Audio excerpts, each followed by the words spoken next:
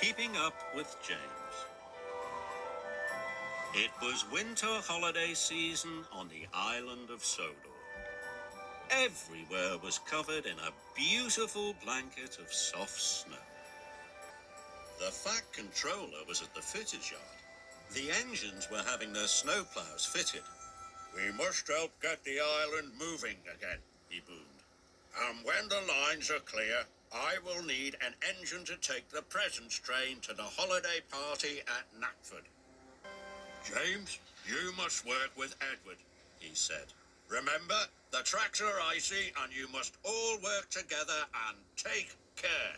But James wanted to finish first and take the presents train. "An old blue slow coach like you is sure to slow me down," he huffed. James and Edward's first job was to clear the lines to Knapford.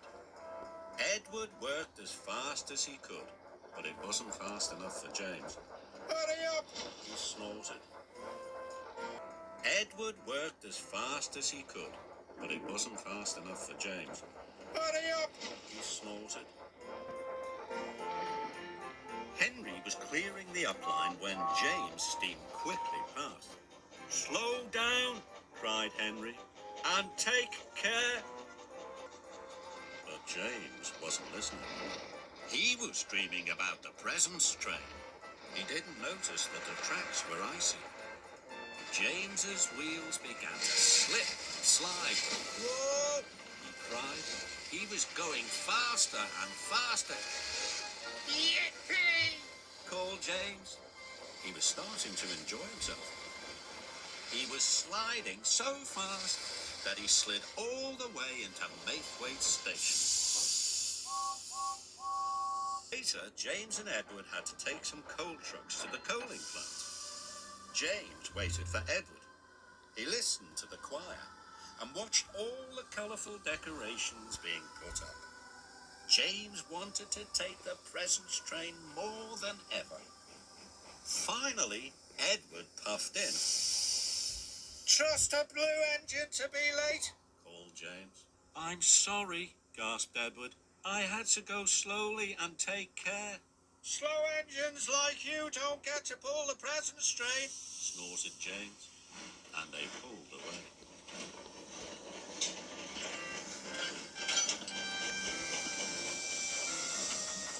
James raced to the coaling plant as fast as he could.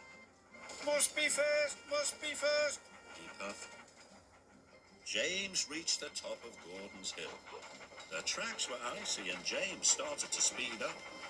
Edward wasn't happy. James's wheels started to slip and slide. "Whee!" cried James. "This is the way to get the job done first." James thought it was the best slide ever.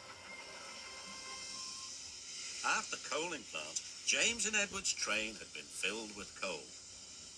Edward called to James. "You must slow down and take care." "I am taking care," replied James. "Taking care to finish first. I'm going to pull the presents train." And James pulled out.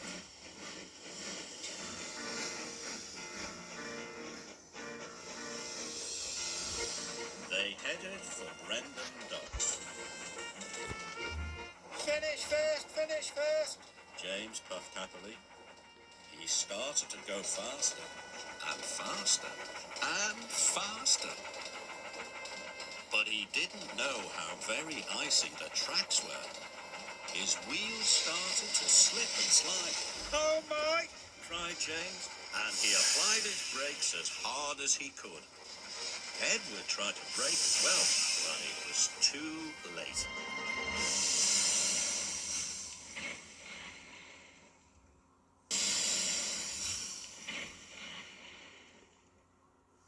"Bust my buffers!" cried James.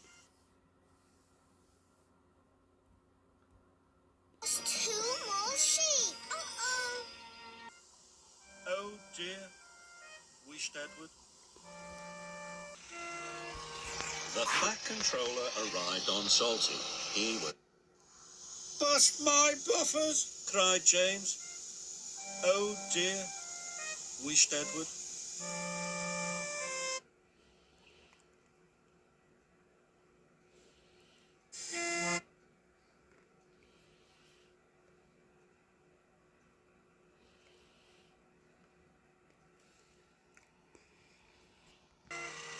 The Fat Controller arrived on Salty. He was very cross. James and Edward, he boomed. The tracks were icy and you were not taking care. You have caused confusion and delay. James felt bad. Edward wanted to slow down, but I wanted to go fast so that I could pull the presents train. Be doing that now, James, said the Fat Controller. Edward, you are a reliable engine. You can pull the presents train. But you can't pull it alone. It is a very long train. Sir, called James, if I promise to go slowly and take care, can I be Edward's back engine? The Fat Controller wasn't sure. Only if you can puff slowly and carefully, he said. James felt pleased. Edward, he puffed, I will learn to take care just like you. And so Edward pulled James back onto the tracks.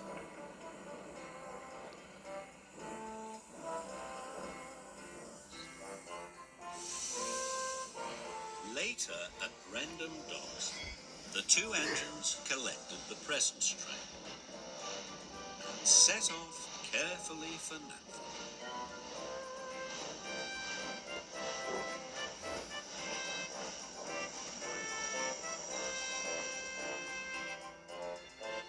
Whenever they came to some icy track, Edward called out, "Slow down." And now James slowed down.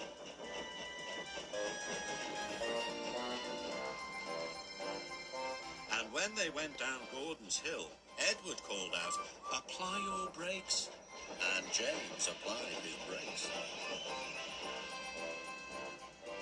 So slowly and safely the two friends puffed into Knapford Station. When the children saw the presents, they cheered and cheered. "Thank you, James," called Edward. "Thank you, Edward," said James. "You really are a useful blue engine." Thomas and